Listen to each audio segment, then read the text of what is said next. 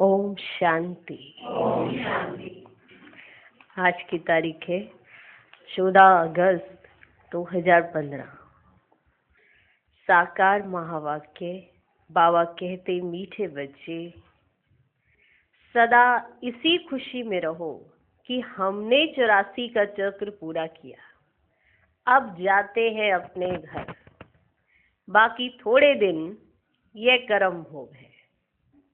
आज का प्रश्न, विकर्माजीत बनने वाले बच्चों को विकर्मों से बचने के लिए किस बात पर बहुत ध्यान देना है?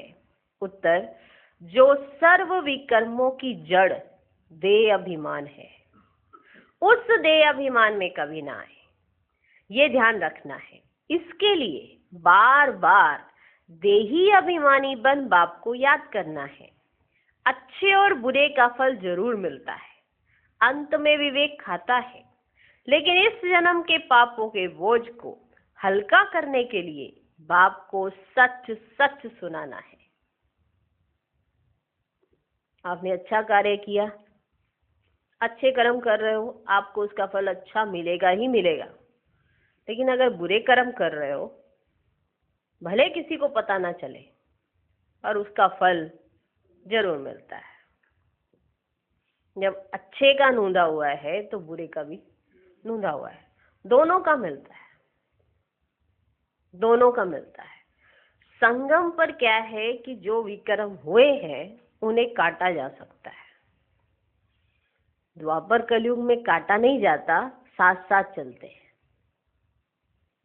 संगम पर पूरी नॉलेज मिल जाती है कि आदि मध्य अंत क्या होता है, कैसे हुआ, क्या हुआ, सब जान चुके होते हैं। माना 84 का चक्र क्या है, ये जान चुके होते हैं। जानने के साथ हमें बाबा का साथ मिलता है, तो उससे हम विकर्मों पर जीत पा सकते हैं। अब के किए हुए विकर्म सच सच सुनाएंगे और याद की यात्रा से कटवाएंगे तो कट जाएंगे, कट जाएंगे। लेकिन अगर याद की यात्रा नहीं, फिर भी ऐसे ही किए जा रहे हैं, तो बहुत कड़ी सजा खानी पड़ेगी। अब की सजा तो मालूम है ना। अब कहीं किसी के पास जन्म नहीं होगा, अभी तो जिस जन्म में है उसी में भुगतान होगा। पहले क्या होता था कि जन्म ऐसी जगह पर हो जाता था तो लोग कहते थे, हमने पता नहीं ऐसे कौन से फूटे कर्म किए हैं जो इस घर में हमारा जन्म हो गया। ऐसे आम भाषा में बोल देते थे। कोई राजा के घर में जन्म लेगा तो सब कहेंगे कि इसने बड़े अच्छे कर्म किए हैं जो इसने राजा के घर जन्म लिया है, और इसके खुद के कर्म भी अच्छे हैं। उसके कर्मों से देखा जाता है कि ये इसी कुल का होने के लायक भी है, ये अच्छा कुल दीपक है। तो उनके खानदान से, उनके परिवार की परवरिश से सब कुछ देखा जाता है कि इसने पिछले जन्म में कैसे कर्म किए होंगे। एक बात और समझने की है, इस जीवन में सब कहते हैं कि हम जो करते हैं हमारे साथ, हमको पता है हम क्या कर रहे हैं, लेकिन जन्म तय नहीं कर सकते कि आपका जन्म किस घर में होगा। ये आपके कर्म तय करते हैं। आप खुद से तय नहीं कर सकते कि मेरे को अगला जन्म किस घर में लेना है। संगम की बात नहीं, संगम पर बाबा ने लक्ष्य दे दिया कि ऐसा बनोगे तो ऐसा जन्म होगा। लेकिन बाकी सब समय में कोई भी ये तय नहीं कर सकता कि मेरा अगला जन्म किस घर में होगा। उसे अपने कर्मों को सुधारना पड़ेगा, तो जाके श्रेष्ठ कुल में उसका जन्म होगा। ये भी तो कितनी बड़ी और कड़ी सजा होगी कि नीच कुल में किसी का जन्म हो जाए, क्योंकि अब तो उस कुल में जन्म लेने के बाद वो ये तो नहीं कह सकता कि अभी मुझे ट्रांसफर करो किसी और के जन्म में। वो तो हो गया। तो ये वाला जो हिसाब किताब है, किसी भी मनुष्य आत्मा के हाथ की बात है? विचार करो। ये वाले हिसाब किताब किसके पास है? परमात्मा के पास। कि आपके कर्म कैसे रहेंगे जिसके आधार पर आपका जन्म होगा। बहुत सोचने की बात है कि इस जन्म में भी भगवान से तो डर तो होना चाहिए। मनुष्य का डर ही निकल गया भगवान से, इसीलिए वो ऐसे कर्म कर बैठता है, सोचता है कौन देख रहा है। एक तरफ मनुष्य भगवान सर्वव्यापी कहते और दूसरी तरफ ऐसा कुछ विक्रम करते तो कहते कौन सा भगवान देख रहा है। भगवान नहीं है, माना अपने हिसाब से अपनी थ्योरी सेट करके उसमें जीते हैं, लेकिन ये भूल जाते हैं कि आपको जन्म जो आगे लेना भी है वो सब खेल परमात्मा के हाथ में। तो आपके किए हुए कर्म आपका अगला जन्म तय करेंगे। तो सोचो, अच्छे या बुरे का फल जरूर मिलता है। ओम शांति। बड़े से बड़ी मंजिल है याद की। बहुतों को सिर्फ सुनने का शौक रहता है, ज्ञान को समझना तो बहुत सहज है। 84 के चक्र को समझना है, स्वदर्शन चक्रधारी बनना है, जास्ती कुछ नहीं है। तुम बच्चे समझते हो हम सब स्वदर्शन चक्रधारी हैं। स्वदर्शन चक्र से कोई का गला नहीं काटते हैं, जैसे कृष्ण के लिए दिखाया है। अब ये लक्ष्मी नारायण विष्णु के 2 रूप हैं, क्या उनको स्वदर्शन चक्र है? फिर कृष्ण को चक्र क्यों दिखाते हैं? एक मैगजीन निकालते हैं जिसमें कृष्ण के ऐसे बहुत चित्र दिखाते हैं। बाप तो आकर तुम्हें राजयोग सिखाते हैं, ना कि चक्र से असुरों का घात करते हैं। असुर उनको कहा जाता जिनका आसुरी स्वभाव है। असुर उनको कहा जाता जिनका आसुरी स्वभाव है। बाकी मनुष्य तो मनुष्य है ना, ऐसे नहीं स्वदर्शन चक्र से बैठ सबको मारते हैं। भक्ति मार्ग में क्या क्या चित्र बैठ बनाए हैं, रात दिन का फर्क है। तुम बच्चों को इस सृष्टि चक्र और सारे ड्रामा को जानना है, क्योंकि सब एक्टर्स हैं। वे हद के एक्टर्स तो ड्रामा को जानते हैं। यह है बेहद का ड्रामा, इसमें डिटेल में नहीं समझ सकेंगे। वह तो 2 घंटे का ड्रामा होता है, डिटेल में पार्ट जानते हैं। यह तो 84 जन्मों को जानना होता है। बाप ने समझाया है, मैं इस ब्रह्मा के रथ में प्रवेश करता हूं। ब्रह्मा के भी 84 जन्मों की कहानी चाहिए। मनुष्यों की बुद्धि में ये बातें आ ना सके, ये भी नहीं समझते कि 84 लाख जन्म है या 84 जन्म है। बाप कहते तुम्हारे 84 जन्मों की कहानी सुनाता हूं। 84 लाख जन्म हो तो कितने वर्ष सुनाने में लग जाएं? तुम तो सेकंड में जान जाते हो ये 84 जन्मों की कहानी है। हमने 84 का चक्र कैसे लगाया है, 84 लाख हो तो सेकंड में थोड़े समझ सकते। 84 लाख जन्म है ही नहीं। तुम बच्चों को भी खुशी होनी चाहिए, हमारा 84 का चक्र पूरा हुआ। क्या खुशी होनी चाहिए? हमारा 84 का चक्र पूरा हुआ। अब हम घर जाते हैं। बाकी थोड़े दिन ये कर्म हो गए, बाकी थोड़े दिन ये कर्म हो गए। विकर्म भस्म हो कर्मातीत अवस्था कैसे हो जाए, इसके लिए ये युक्ति बताई है। बाकी समझाते हैं इस जन्म में जो भी विकर्म किए हुए वह लिख कर दो तो बोझ हल्का हो जाए। जन्म जन्मांतर के विकर्म तो कोई लिख ना सके। विकर्म तो होते आए, विकर्म तो होते आए हैं। जब से रावण राज्य शुरू हुआ है तो कर्म विकर्म हो पड़ते हैं। सतयुग में कर्म अकर्म होते हैं। भगवान उवाच तुमको कर्म अकर्म विकर्म की गति को समझाता हूं। विकर्माजीत का संवत लक्ष्मी नारायण से शुरू होता है। सीढ़ी में बड़ा क्लियर है, शास्त्रों में कोई ये बातें नहीं है। सूर्यवंशी चंद्रवंशी का राज भी तुम बच्चों ने समझा है कि हम ही थे। विराट रूप का चित्र भी बहुत बनाते हैं, परंतु अर्थ कुछ भी नहीं जानते। बाप बिगर कोई समझा नहीं सकते। इस ब्रह्मा के ऊपर भी कोई है ना जिसने सिखाया होगा। अगर कोई गुरु ने सिखाया होता तो उस गुरु का सिर्फ एक शिष्य तो नहीं हो सकता। अगर किसी गुरु ने सिखाया होता इनको तो उस गुरु का एक शिष्य तो नहीं हो सकता। बाप कहते बच्चे तुम्हें पतित से पावन, पावन से पतित बनना ही है। यह भी ड्रामा में नूंद है। अनेक बार ये चक्र पास किया है, पास करते ही रहेंगे। तुम हो ऑलराउंडर पाठधारी, तुम हो ऑलराउंडर पाठधारी।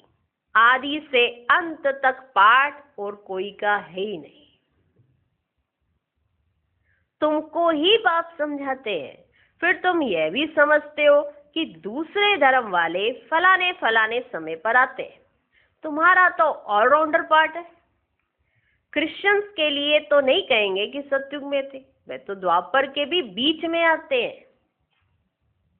ये नॉलेज तुम बच्चों की ही बुद्धि में है। किसको समझा भी सकते हो। दूसरा कोई सृष्टि के आदि मध्य अंत को नहीं जानते, रचयिता कोई नहीं जानते, तो रचना को कैसे जानेंगे।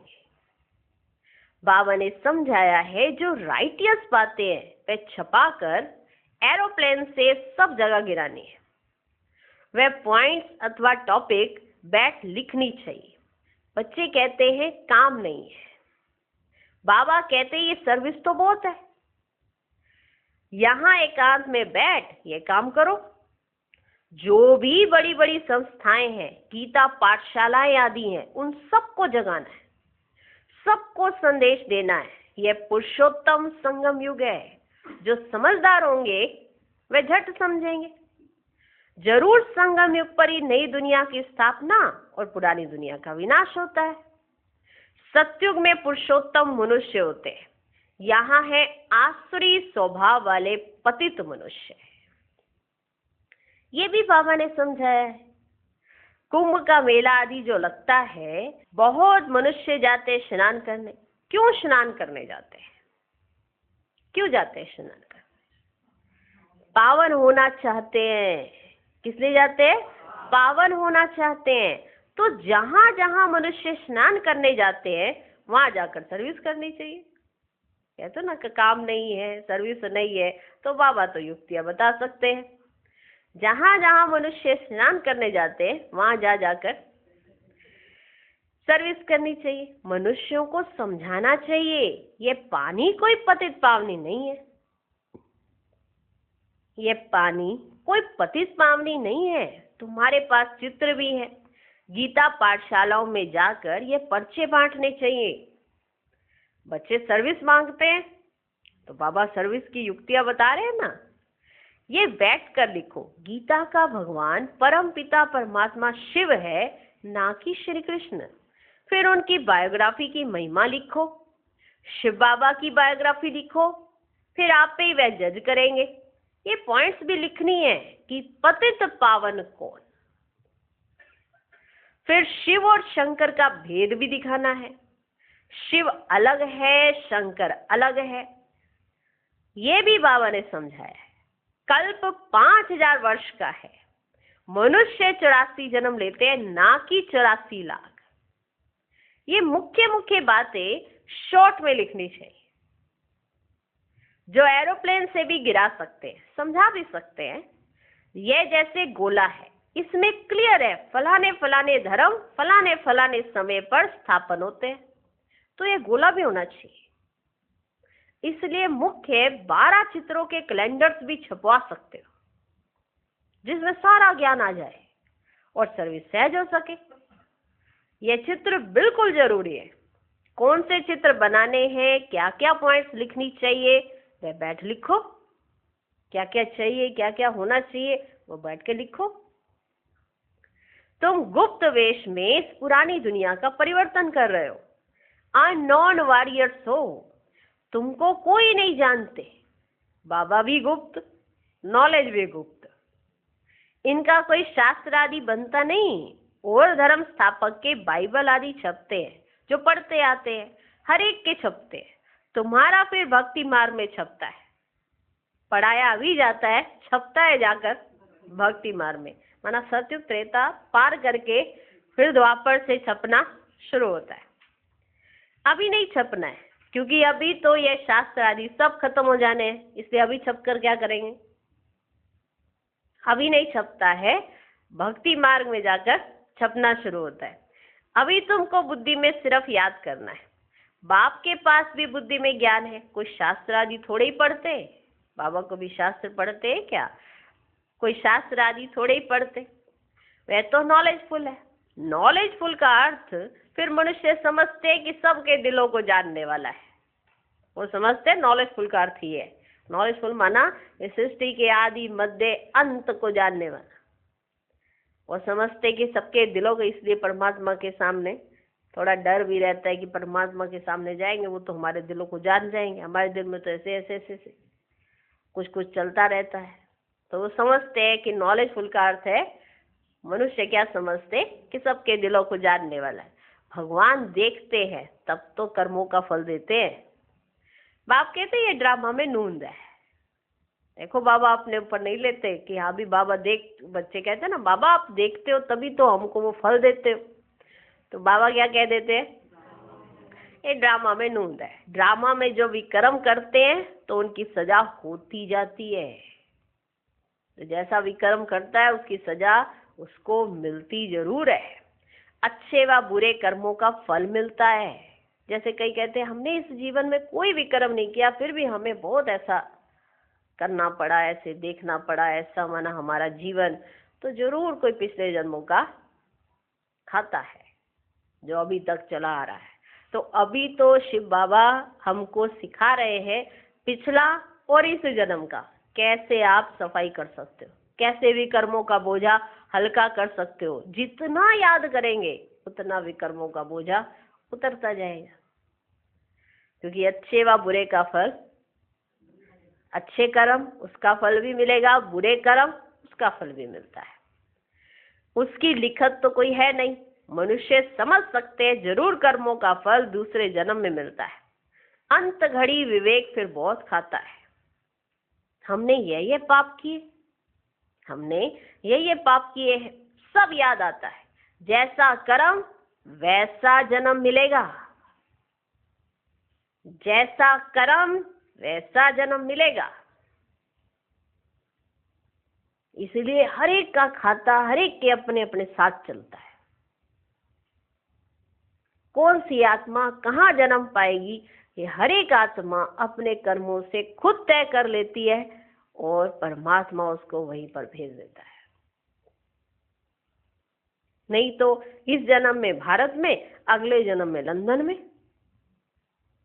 एक जन्म में लंदन में, फिर अगले जन्म में अमेरिका में।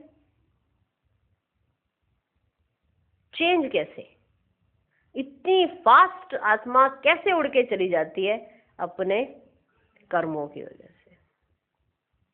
अभी देखो उसने इस जन्म में दान पुण्य किए, सब कुछ किया, गई राजा के पास, जहां भी राजा होगा उसके पास उसकी जन्म हो जाएगा। और ऐसे ऐसे कर्म राजा के पास रहते, ऐसे ऐसे कर्म किए उल्टे पुल्टे, गई डाकू के घर में। ये तो बाबा ने आके बताया ना कि कर्मों के हिसाब से उनका जन्म वहां हुआ। उन्होंने अपने जन्म में दान पुण्य इतना किया कि आज उनके पास धन दौलत बहुत है। लेकिन इस समय स्वर्ग नहीं है, इस समय हम दोनों चीजें, तीनों चीजें ले सकते हैं, सुख शांति पवित्रता, ये संपत्ति जो है ये सब मिलेगा, लेकिन इस समय जो कर्म करेंगे। इसलिए इस समय हॉस्पिटल कम यूनिवर्सिटी खोलते हो तो दोनों चीजें मिल जाती है। बाबा ने ये भी समझाया कि वो कैसे, बाबा हिसाब सब बताया। देखो क्या होता है, अगर दान पुण्य करते हैं, अच्छा दान करते हैं, राजा के घर जन्म हो जाता है। यूनिवर्सिटी खोलते हैं तो अगले जन्म में पढ़ाई अच्छी मिलती है। हॉस्पिटल खोलते हैं तो तंदुरुस्ती मिलती है। ये हिसाब किसी को पता था? नहीं पता था। अब जिनके पास धन होता है वही हॉस्पिटल खोलते रहते हैं, और जिनके पास धन होता है वही यूनिवर्सिटी खोल पाते हैं, और अगले जन्म में वो अक्लमंद पैदा हो जाते हैं। किसी को देखो तो उसकी पढ़ाई इतनी अच्छी, भले वो गरीब के घर में जन्म ले लिया उसने, क्योंकि दान पुण्य करने का उसके पास शौक नहीं था, उसने गरीब के घर में जन्म ले लिया। आज भी सुनते हो अब उसके अंदर ऐसी कौन सी कला आ गई जिसकी वजह से उसने पढ़ाई इतनी अच्छी कर ली?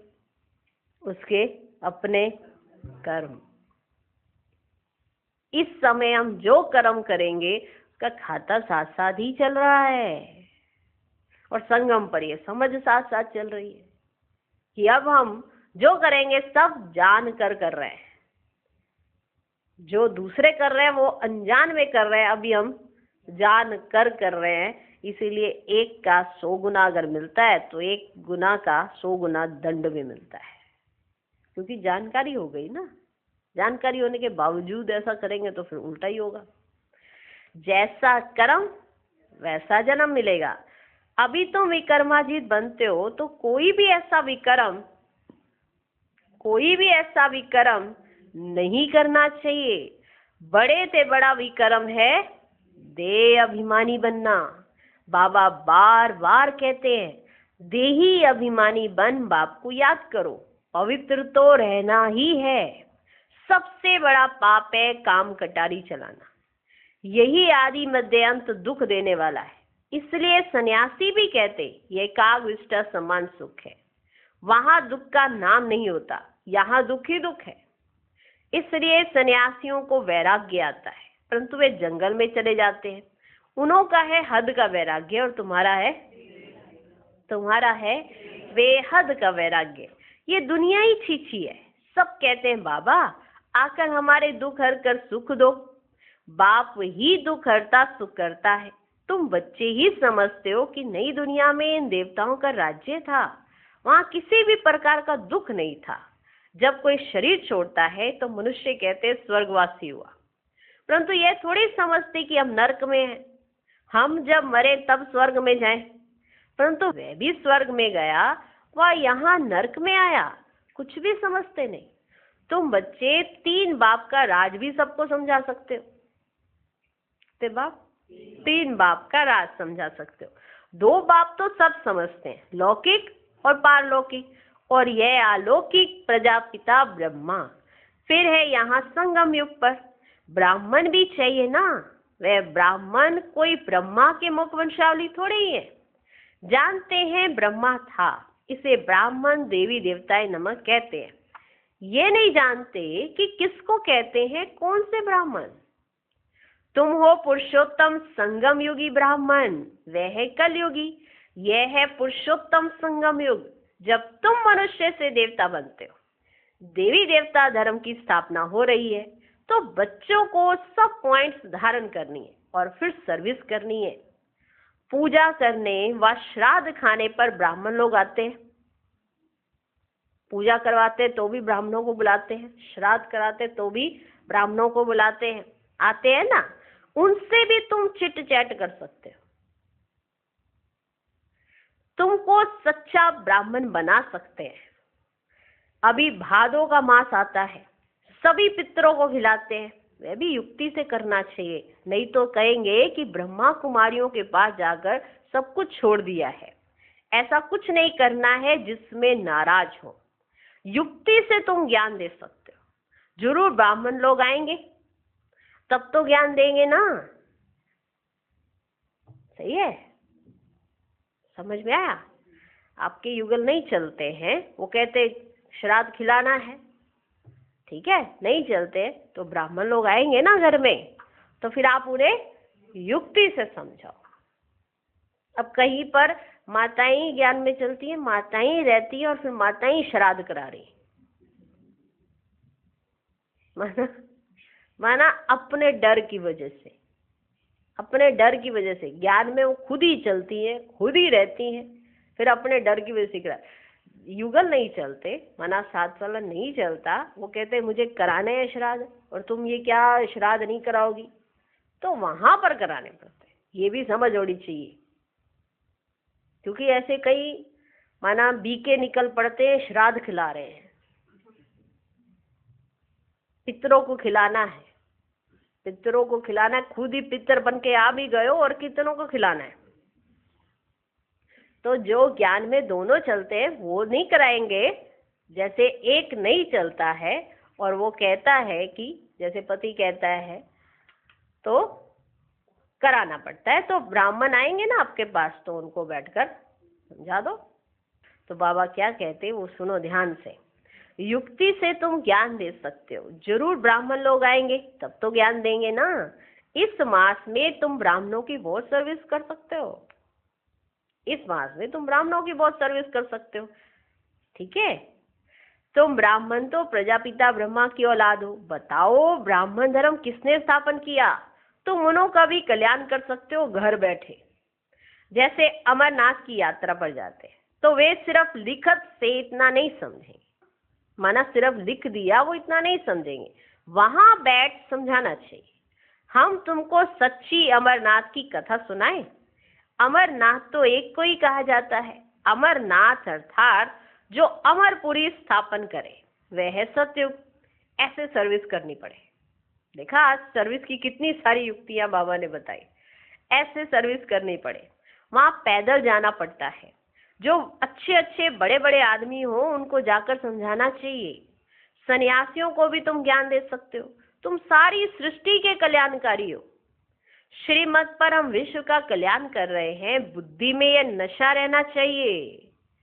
अच्छा, मीठे मीठे सिकिलधे बच्चों प्रति माता पिता बाप दादा का याद प्यार और गुड मॉर्निंग। रूहानी बाप की रूहानी बच्चों को नमस्ते। हम रूहानी बच्चों की भी रूहानी बाप को नमस्ते नमस्ते नमस्ते। Good morning good morning good morning. धारणा के लिए मुख्य सार। पहला पॉइंट, जब एकांत व फुर्सत मिलती है तो ज्ञान की अच्छी अच्छी पॉइंट्स पर विचार सागर मंथन कर लिखना है। सबको संदेश पहुंचाने व सबका कल्याण करने की युक्ति रचनी है। दूसरा पॉइंट, विकर्मों से बचने के लिए देही अभिमानी बन बाप को याद करना है। अभी कोई भी विकर्म नहीं करना है। इस जन्म के किए हुए विकर्म बाप दादा को सच सच सुनाने हैं। आज का वरदान, हर संकल्प बोल और कर्म को फलदायक बनाने वाले रूहानी प्रभावशाली भव। जब भी किसी के संपर्क में आते हो तो उनके प्रति मन की भावना स्नेह सहयोग और कल्याण की प्रभावशाली हो। हर बोल किसी को हिम्मत उल्लास देने के प्रभावशाली हो। साधारण बातचीत में समय ना चला जाए। ऐसे ही हर कर्म फलदायक हो, चाहे स्व के प्रति चाहे दूसरों के प्रति। आपस में भी हर रूप में प्रभावशाली बनो। सेवा में रूहानी प्रभावशाली बनो, तब बाप को प्रत्यक्ष करने के निमित्त बन सकेंगे। आज का स्लोगन, ऐसी शुभ चिंतक मणि बनो जो आपकी किरणें विश्व को रोशन करती रहे। ओम शांति।